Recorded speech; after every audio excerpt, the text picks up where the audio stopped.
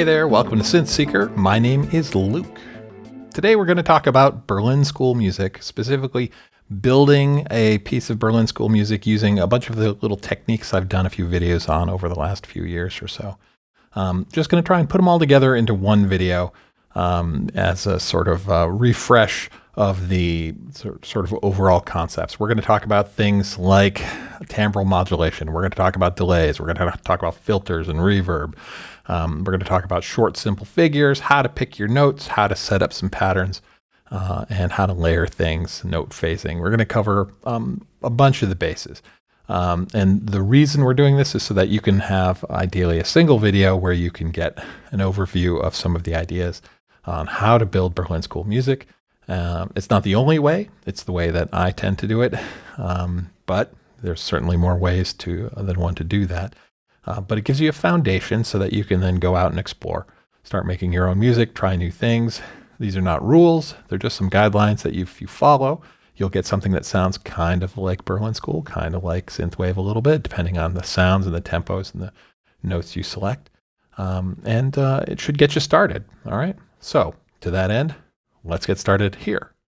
So we're going to talk about first basic instrument shapes. Okay. When you're working with synths, and just if you think about instruments, musical instruments in general, instruments come in a few different shapes, and you want to make sure that you have at least a couple of certain shapes to give your music sort of a rounded feel. All right. So sometimes musical shapes come in short, sharp, plucky sounds. Okay. I've got a video link in the corner on Berlin School plucks. Right. That could be used as a bass or as a melody instrument or a harmony part, but it's short. There's some sustain going on there, but the initial attack is like a pluck of a string of a harp, a guitar, something like that. We've also got a pluck like a... All right. You've got a whole series of potential synth plucks. Those are short, sharp things. And so when you're picking your sounds, generally, go with one or two of these. I often use short plucks as my bass sounds, and I'll often have a plucked string sort of sound like this, or a plucked synth sound, right? Like that. Now we'll talk about there's delay and reverb on these and things like that. But these short, sharp plucks are sort of fundamental to a lot of Berlin School music. The stuff that isn't exclusively sort of ambient sort of washes and things like that. Now, you also want things that are pads, okay? So a pad would be any sort of note that sustains, and maybe it fades in or maybe it comes in quickly. There are slow pads and there are fast pads, but an example would be, this is a vocal pad, right? Very late 70s, early 80s, probably closer to the 80s. Right, D50 style vocal pads. This is a fast pad in that it starts quickly. It doesn't have a slow sort of fade in. If you're looking at like cinematic string pads, those high violin strings, those will often fade in very slowly, and those are great. Use those as well. But in this piece of music, I'm going to use this sort of fast pad to play some harmonies. All right. So that's the second kind of shape. You've got short, sharp plucks. There's a tongue twister for you. And you've got sort of slower, fast sort of pads. And then lastly, I'm also including, we've got some leads.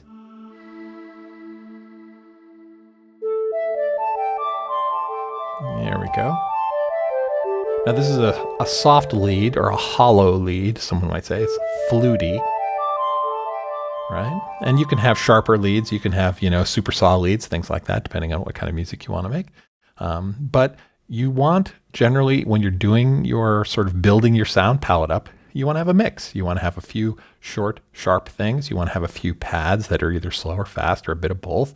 And you want some voices, the things that play your melodies, the leads, right?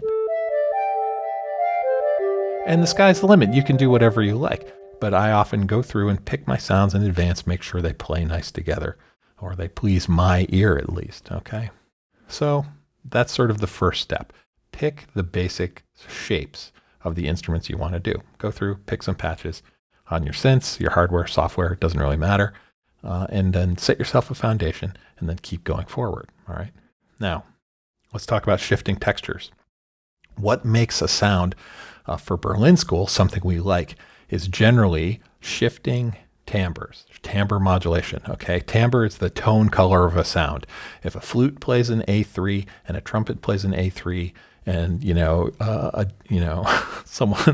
a black metal singer sings an A3, right? You can definitely tell the difference between those three instruments, right? And it's because of the timbre, the tone color of that instrument. Okay. Now, you can change timbre over time. When you play a synthesizer, often the sound is very static initially, right? So here is a synth playing. What is this? Okay, so this is a pulse wave or a sawtooth wave. All right, it's very static. It sounds kind of boring. Okay, now we can change this. A pulse wave has a width between the rise and fall of its waveforms, and I can move that width around. See, I changed the width between the rise and fall of the wave, and I get a different timbre. I'm changing the timbre, the tone color of that sound, okay? Now, what I want to do is I want to do that automatically. So I'm going to connect that to the LFO, this low frequency oscillator, and you get what's called pulse width modulation. It's a very common kind of timbre modulation, okay? So timbre modulation is when you turn a knob on your synth or do it automatically using an LFO or an envelope or some modulation source to change that parameter over time, and it makes it much more interesting to our ears, okay? So pulse width modulation, that's one kind of timbre modulation. When you're doing Berlin School, you want to do your sound selection or your patch design so that the things that you are using, the sounds you're using, are modulating their timbre over time, okay? It's going to go a long way to give you that sort of cosmic sound. All right, let's keep moving. Now, let's see, what do I have next on the list here? I don't have a script, but I've got some notes of things I want to cover. All right, so that was some modulation for timbre. So I mentioned and applied some delays and reverbs, right? Well, let's talk about delays and reverbs, okay? I'm going to assume you know very little about delay, so I'm going to cover it in less than a minute here. What's a delay? Delay is an effect that applies echo, right? Echo to something that we're working on. Let me start this playing here. All right. So I've got a very simple pattern playing. Okay. Little root fifth octave playing. All right. And you can hear there's an echo in the background. That's this echo effect that's running. If I turn it off, there's just my notes playing. All right. And we'll bring in a little bit of that echo. All right. So what is delay? How do I play with it? Well, there's three things in delay you really want to pay attention to. The mix, or wet dry. Dry is the signal that's coming in from the synthesizer. Wet is that same signal delayed a certain amount of time and then laid on top of each other to give us this echo. All right, so here we go. All right. Now, the second thing you want to think about is time, the delay time. How much time is spent between when the sound comes in and when the echo plays, all right? Now you can measure that a couple ways. You can measure it in milliseconds, like I've got here. If I change this, as I decrease the number of milliseconds between the delay and the original sound, it gets, closer together. If I increase it, it goes out. There's two ways to measure time as far as this particular delay is concerned, and most delays are similar. You can measure it in milliseconds, or you can measure it in metric time, musical metric, right, notation. So this is a dotted eighth note. That's dotted eighths. We go for 16th notes, or we can change it to just be straight 16ths instead of dotted. We can say quarter notes. All right. So you have control over the mix, how much original signal versus echo is in there, how long the time is between those echoes. All right. In Berlin School, it's very common to do eighth note delays and dotted eighth note delays when you're playing eighth notes in your pattern. It gives you this ducka feel. Okay. I've got a whole video on that. I'll link it in the corner. And the last parameter that you should definitely know about is feedback. And the feedback is how many echoes are there In this case, our feedback is 0, which means we're only getting the original signal and 1 echo. Okay. If I start increasing the feedback, I get more and more echoes, and they build on top of each other. And in some delays, you can go above 100%, and you'll start getting true feedback. You hear it coming in?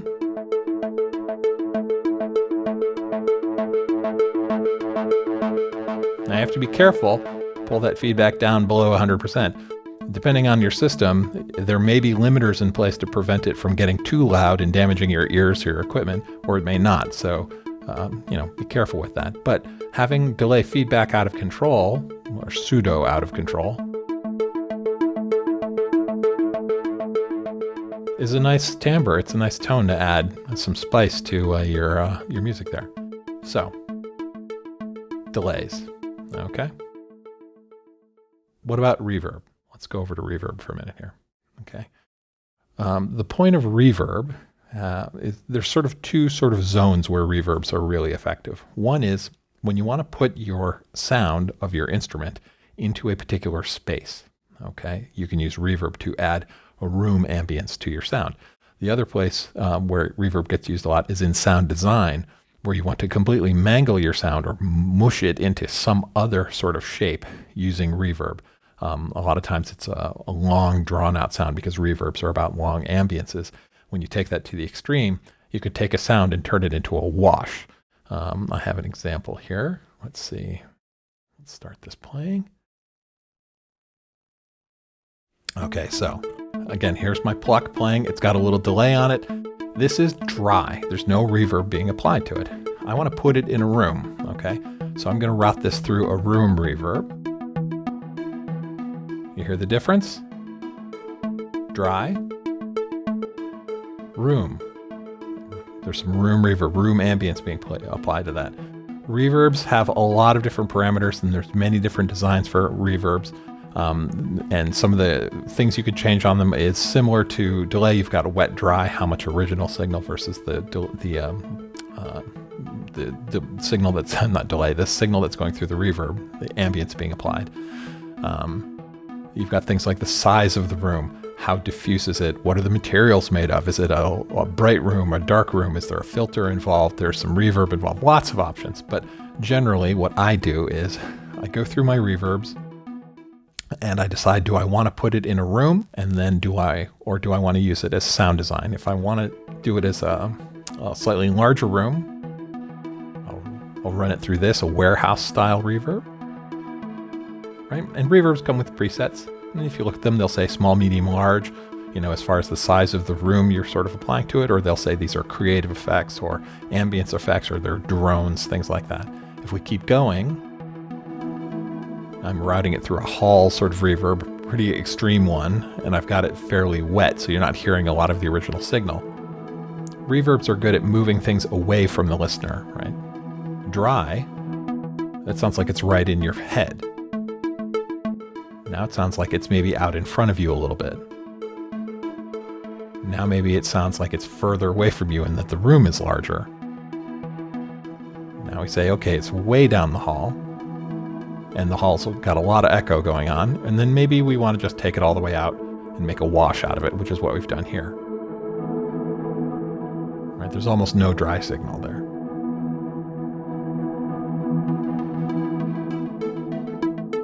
Anyway, all right, so that's that.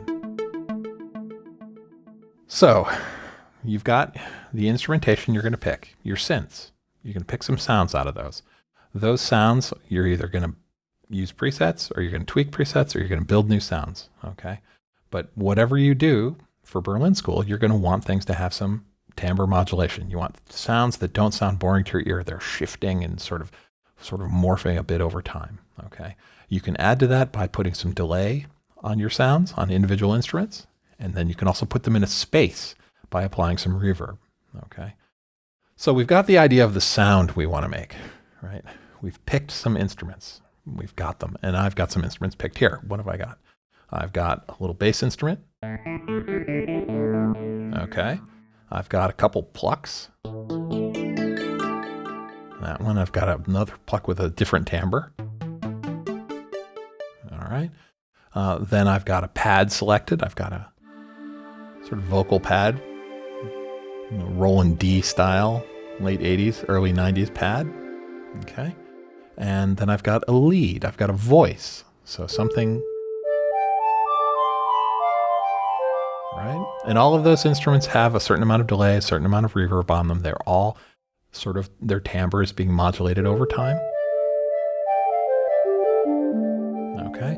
And so I've picked them. That's my 1, 2, 3, 4. I've got 5 tracks here that have my instruments in it. So, okay, I've picked my instruments, and you've got a hardware sequencer, you're using a DAW, it doesn't matter, right? Regardless, you've got some synths, virtual or real, and you've picked some patches, and you've got your tones that you want to be using. All right, fine. We need patterns. So what do? That's the next section. Okay, let me go through my notes here. All right. You want to, for Berlin School, start with short, simple figures or patterns. Okay, so let me look in here, open this up. Okay, here's the most basic pattern, right? We've got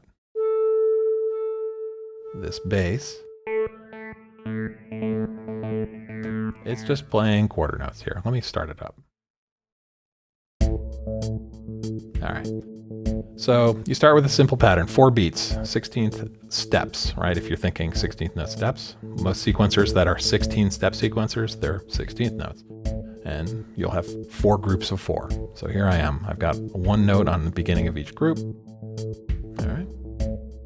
So where do you go from here? All right. Well, there's lots of ways to vary this, okay? But start small. Berlin School, back in the day, they just didn't have a 256-step sequencer, right? They had 16-step sequencers. They had 8 and 4-note sequencers. So we'll start small. We'll talk later about how to, make use of the new features that you've got. But you need to pick some notes. What do, right? Regardless of whether you know music theory or not, or, have any experience writing music, I'm going to start from the bare bones. Okay, I'm going to assume no, you have nothing. And if you do, fine, skip past this. That's totally fine. But how do I pick notes? All right, well, when you want to write some music, I'm going to say you start by picking a key. Okay, what's a key? A key is just a list of notes. Okay, if you look at the piano, there are 12 notes on the piano, right, ranging from A through G, and then there's some black keys in between them, sharps and flats. This video assumes you know the names of the notes on a piano, and if you don't, go look them up on the internet. I'll wait. Go get some Post-it notes, right, and label the keys on your keyboard or grid or whatever you're using, just so that you know. Because for the rest of this video, I'm going to talk about the key of A minor. That's what we're going to pick here. So let's talk about keys. What's key? Key is a list of notes. So if for reference, if you go search on the web for keys or musical scales, you get a laundry list of all these possible keys. I'll stick a link in the description to this website, Hook Theory. Okay, this is not an ad. It's not sponsored or anything like that. Yes, it's a service and you can pay for it, but they've got a bunch of free resources like this. All right, they've got a bunch of cheat sheets that you can just look at, and it's not cheating, right? Reference, it's like looking something up in the encyclopedia of music is not cheating, right? So you can come here to, my link goes here to the key cheat sheet index, okay? This lists all of the keys and modes that you can be writing music in, all right? If you click on any one of these, you'll go see it. I am not going to get into this, okay? There are many more resources for music theory out there. You can explore it if you choose to. But for today, we're going to work in the key of A minor. So I'm going to click A minor. I'm going to say, okay, here's the A minor cheat sheet. And the reason I chose this is because just to keep things simple, the A minor scale, that is the list of notes that are in the key of A minor and used there, are the white keys on a piano starting with A. Going from A up through A again. Sounds like this. All right. That's what we're using. I'm going to put this away. We won't have to worry about it.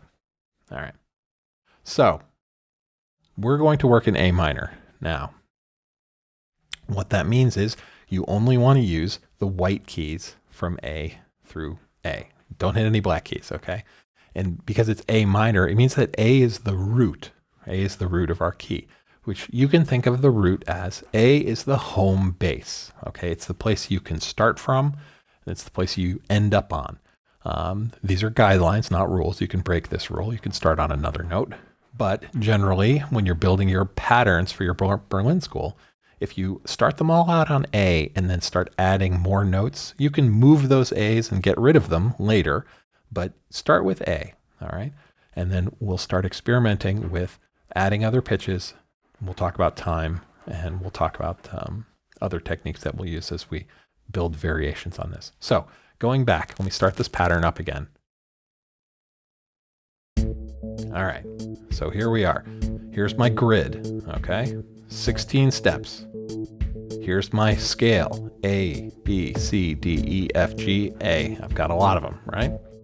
And I've dropped some A's in here.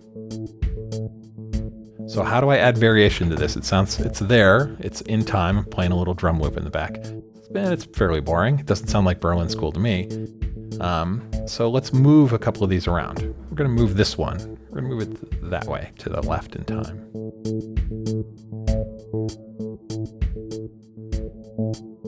And I'm gonna take this one, I'm gonna move it over a little bit.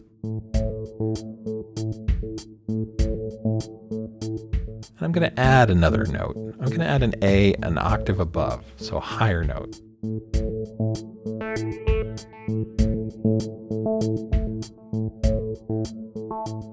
Now these notes, this synthesizer is responding to velocity. So when you hit a key harder, it changes the timbre. Remember, we like to keep timbre changing over time.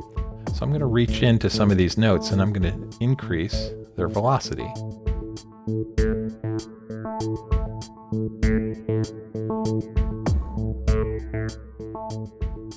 All right.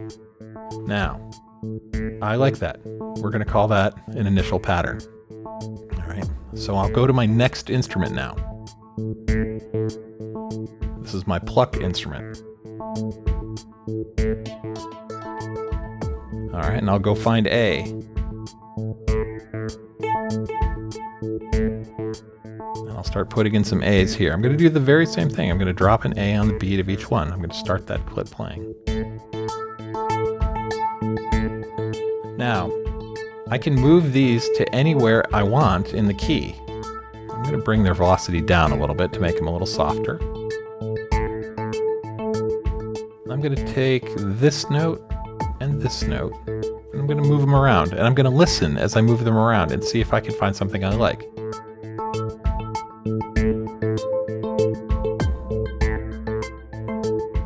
Not bad. I'm going to move just this one a little bit. All right. Fine, okay. One thing you want to do in Berlin School is you want to work in layers. Let's move them in time a little bit as well.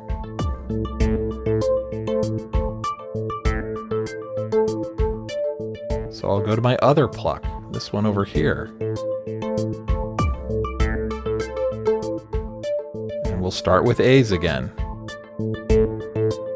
I'll draw in 4 A's and I'll start my pattern. I'm going to move these around a lot. Let's take this first one and we're going to move it over. I'm going to take this one and I'm going to move it over and down. I don't like the sound of that so much. I'm going to move it down a little bit more until I like that. I'm not going to talk about music theory in this video. I'm not going to talk about intervals. There's a link in the corner to a video called There Are No Wrong Notes that you can go watch, and it'll explain how certain notes add tension and certain notes sort of resolve tension. This note, F3, adds tension.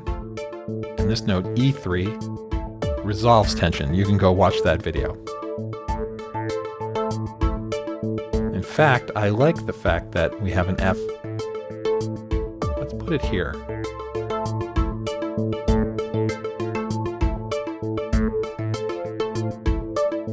There. All right, so we've got layers. We've got this bass line running. We've got this pluck running. Got this pluck running. So now I think it's time for a pad. All right, so let's add a pad here.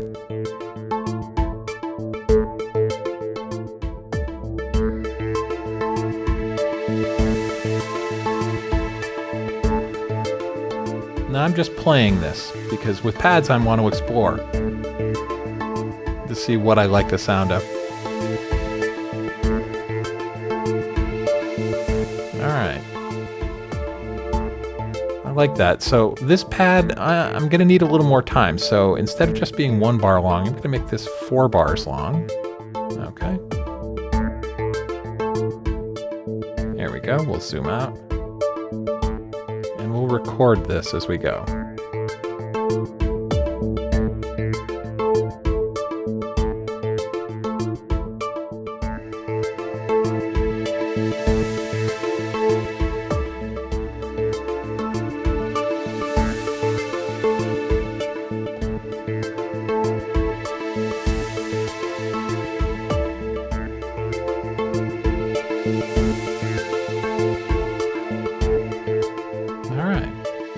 So I've got my bass line here. Let's lower the bass line an octave, actually make it a bass part.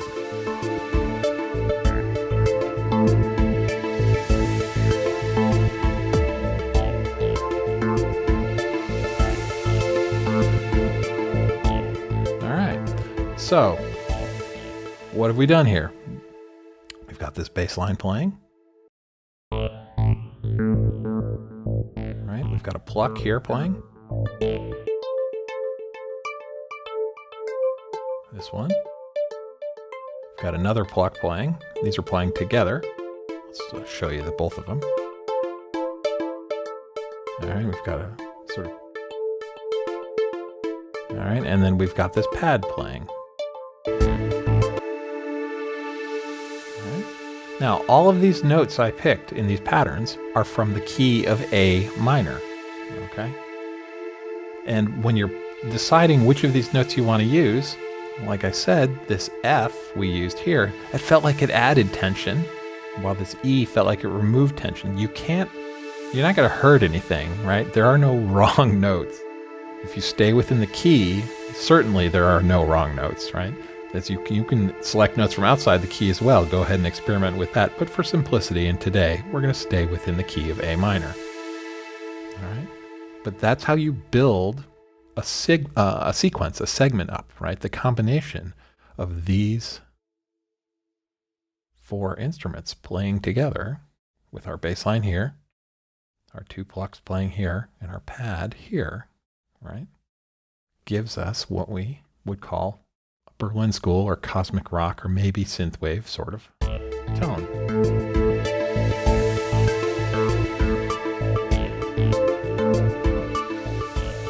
And then what do you do on top of that? Well, you've got this lead, a voice, right?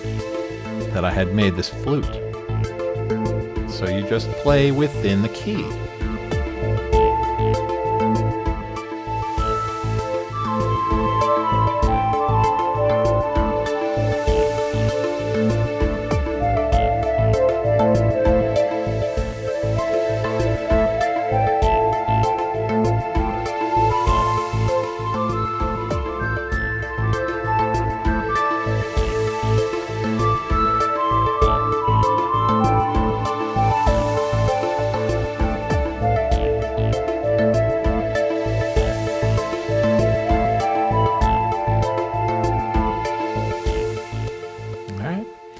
It's that simple. Now I'm using a grid controller here, right? Which I've told the grid controller I'm playing in A minor. So it's actually lit up and it's telling me which notes are in the key, right? All the purple keys there, pink, are A's, and all the light blue ones are within the key.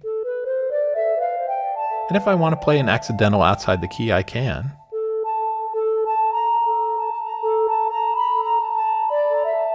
Right? But that adds a lot of tension, which you may or may not be, ready to deal with. And so we'll stay within key for now. So what else do I do now? Well, if you take these, all right, you have a working sort of segment. You've got a section of your song. And now you can just rinse and repeat. Do it again. If you stay within the key, if you stay within A minor and you repeat that process again, put a bass line down, put some plucks down, put some pads down, you can follow these and you can build a song up. It's pattern-based music making, right? It works just fine. Let's talk about a few other ways to add variation, okay? We talked about with a bass line, you can change the velocity. So you can do that with anything, right? With these instruments as well. Let's solo this synth pattern and play it, right? So these are within the key. They're rhythmically interesting. They've got some delay, a little reverb on them. Let's change the velocity on one of these.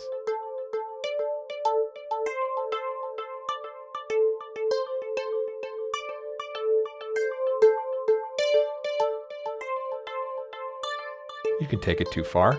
Maybe you want to drop some down.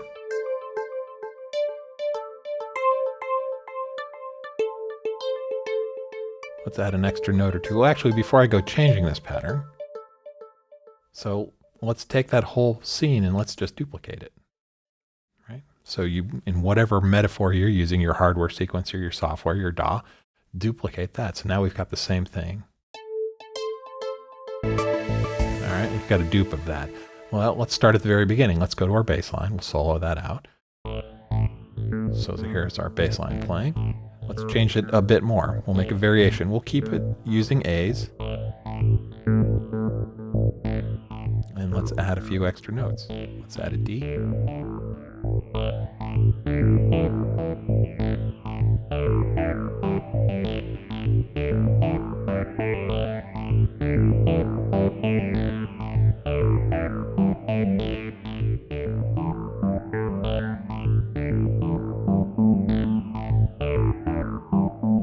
There we go.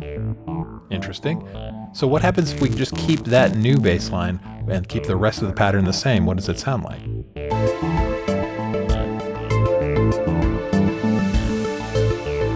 It's up to you to decide whether that works or not. I think it's okay. Let's just try a couple. Let's try it with this block. So let's play them side by side like this and then go modify this.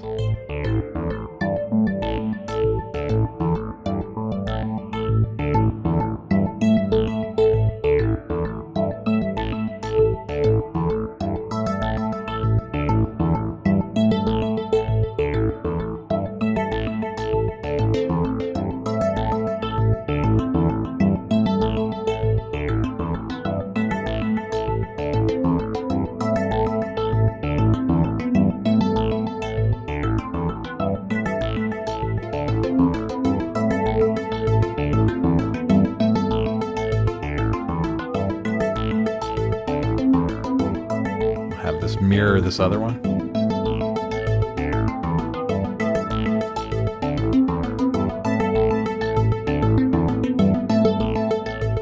Let's see how that sounds now.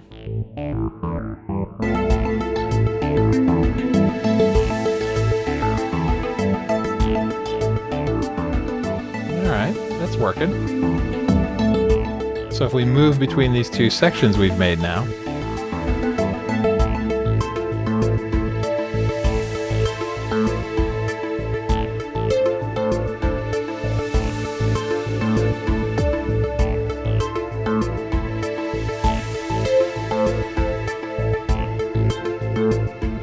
come to this one.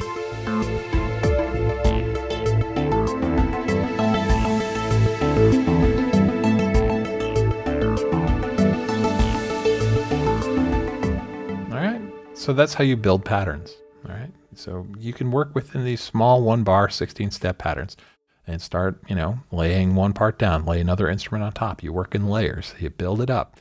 And individually, none of them sound amazing. There's my bass line.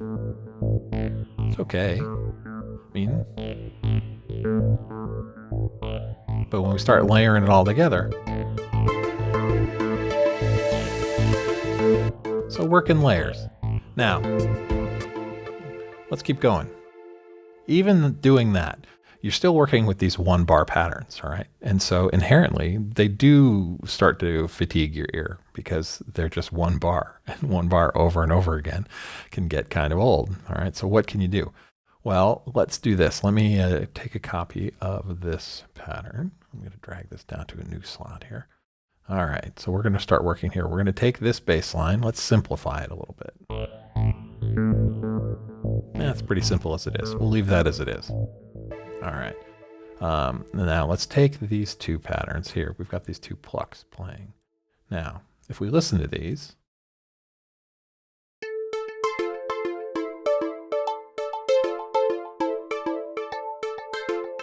here they are. All right, now they're interesting. They're in key.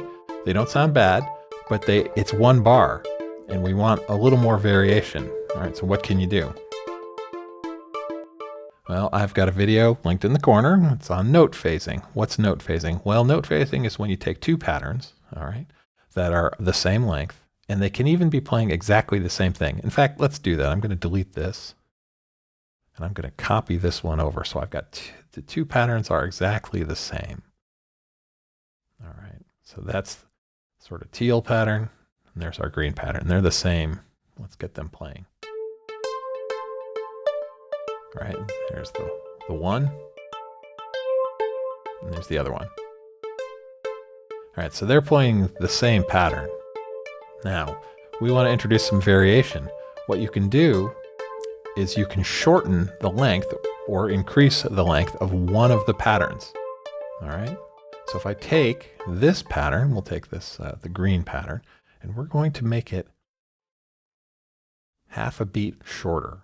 Okay, and so what's going to happen is when these patterns start playing together, all right, now it's going to look like this.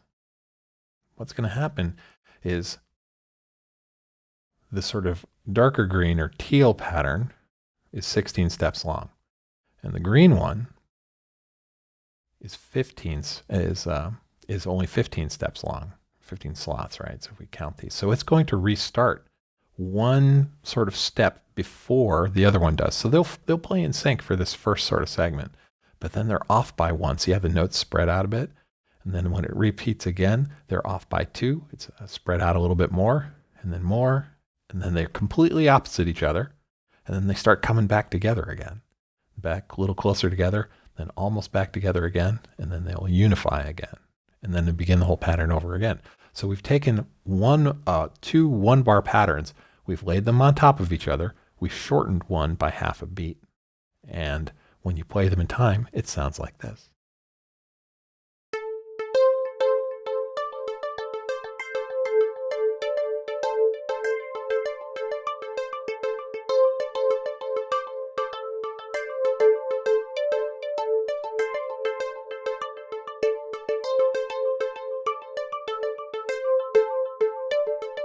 Right? This is what we had before.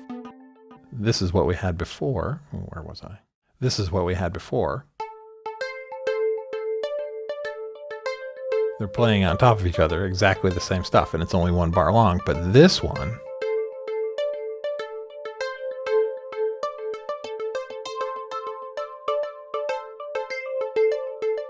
a lot more variation for not a lot more effort. This won't get boring. Now this pattern's long enough that your ears are not going to get too tired of it anywhere near as quickly. Let's bring the rest back in. So if we hear this in context.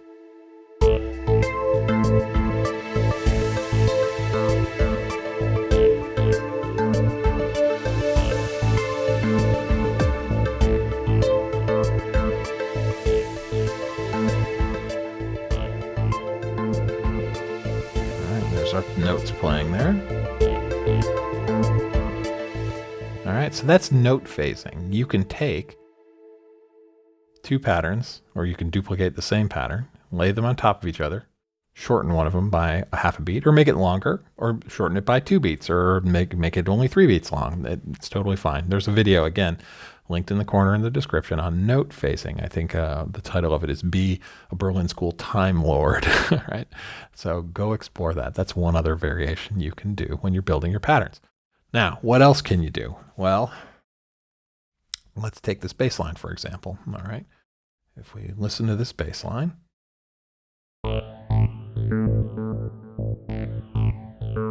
So you could set up a phasing bass line. You can have two instruments that are playing bass, start doing note phasing like that. Another thing you could do is make a longer pattern. So I'm going to duplicate this pattern. I'm going to make it 4 times longer. Okay, there's the same pattern replicated 4 times. All right, but what I'm going to do is I'm going to, around the 3rd or maybe the 4th repetition of the pattern, I'm going to modify it very slightly. Just going to change those 2 notes.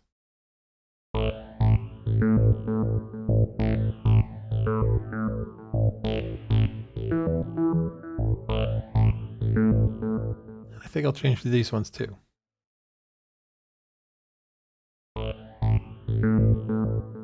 So I've taken what is the bass pattern, repeated it,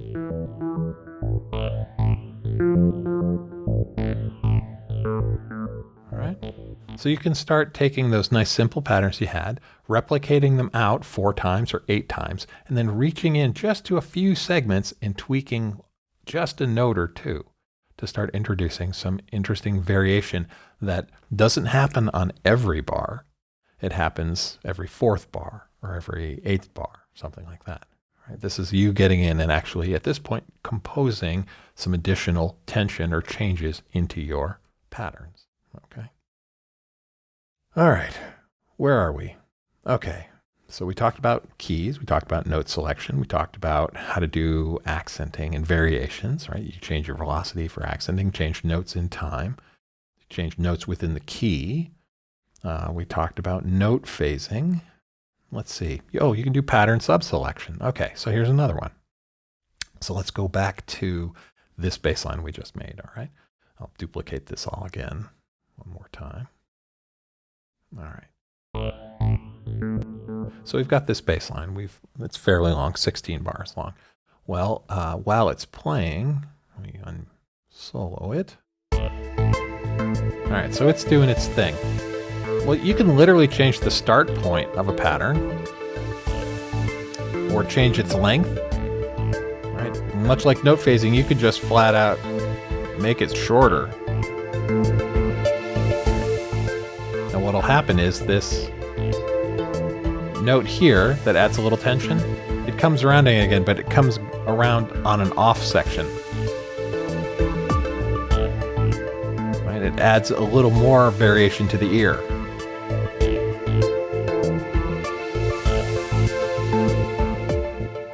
Right? I can change the sound completely. Let's take, let's do that to a whole bank here.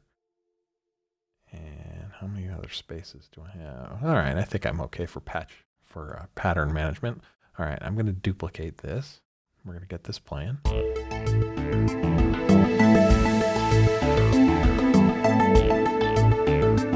All right, so there's my bass part.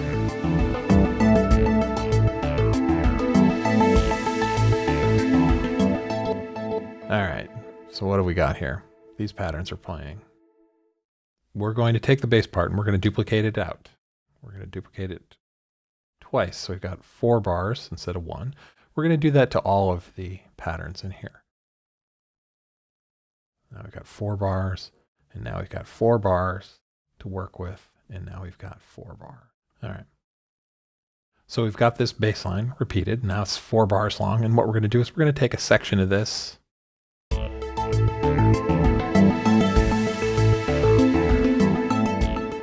We're going to change these notes. We're going to make them Ds.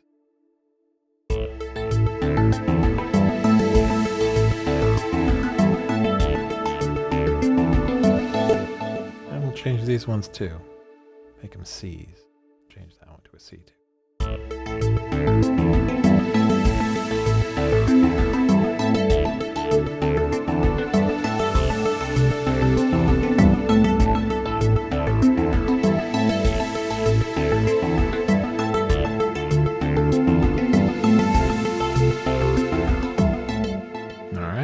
We can do the same with these 2 patterns that we just changed. We just duplicated, right? So we'll take this one and we'll move these A's and we'll move them to D's and one as well. And we'll take this one and we'll move it to E's. I think that's what we did with the bass. D's to C's. D's to C's.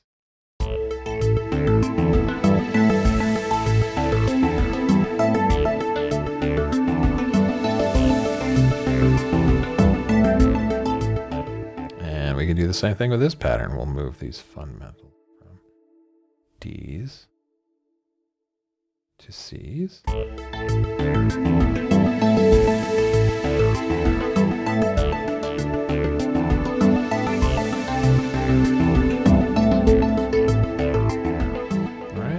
So that's another variation you can do. You take these nice short patterns, right? Duplicate them out so you've got them 4 bars long. Leave some of the bars completely untouched, and in other ones change a little bit, and then replicate whatever that change is across several of the patterns. So I made that sort of moved the roots that were A's, those notes that were A's, I made them D's here, and then I made them C's in the 4th bar. I did that again here, D's and C's, and I did it again here, D's and C's. But what we're saying is the sort of home base for these first 2 patterns is still A and A minor, and then we change it in the 3rd pattern to be kind of D, and then we change it in the 4th pattern to be kind of C, and we duplicate that across all the patterns that are playing. So this bass line goes sort of home base is A, then it changes to D and C, and then we do it in this plucky pattern, A's, and become D's and C's, and we do it in this one as well. And we left the chords where it is. We can still solo over this. We can still just play.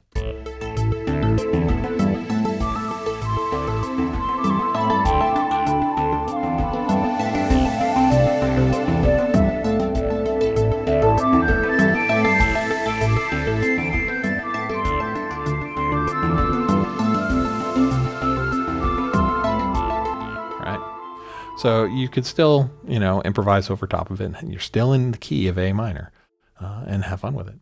Anyway, so there's a whole bunch of sort of, congealing. Maybe congealing's a terrible word, but this is taking a bunch of the ideas from some previous videos, putting them all together in one video that's trying to glue it together for you. We talked about, the shape of instruments when you're choosing the sort of sounds, or when you're designing your sounds, right? You want some things that are sort of short and fast, or short and sharp. You want some plucks. You want some pads. You want either slow or fast pads. You want things that sustain and can hold out harmonies. And then you want something that represents a voice, right? Some sort of lead sound, things like that. And then rhythm, sky's the limit. You do your own rhythm.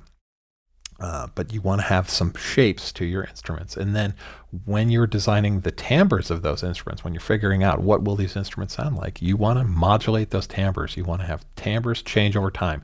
If that means a filter gets swept, or a wavetable gets swept, or introduce some vibrato or pulse width modulation, you want to change some of the internal sound tone color of those sounds over time. This is really important for Berlin School, and it's going to carry you a long way to getting that sound you're looking for.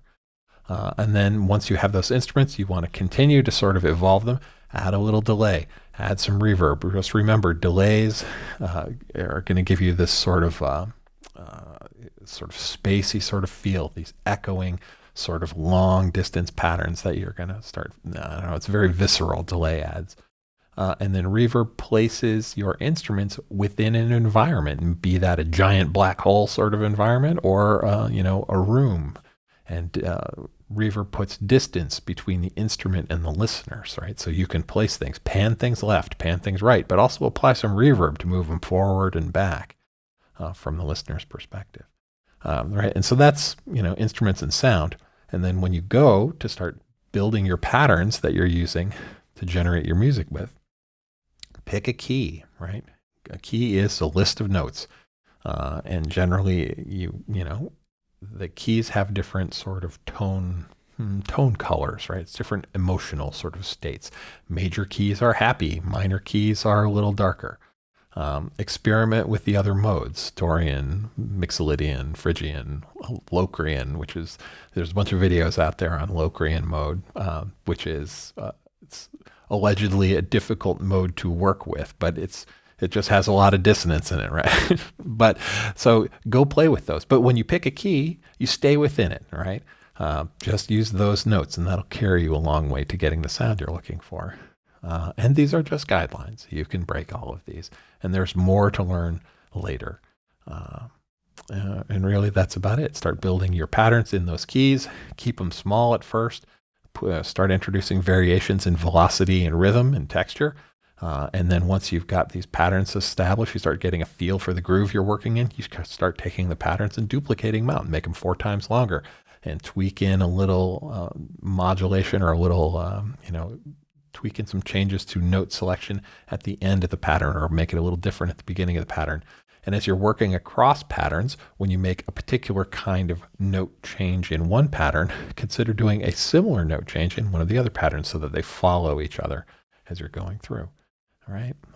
This is my attempt to be as, as non-music theory-esque in my, beginner's explanations of how to get this done as I can. I hope this is helping you. If you have questions, leave them in the comments. And I think we're about done at this point.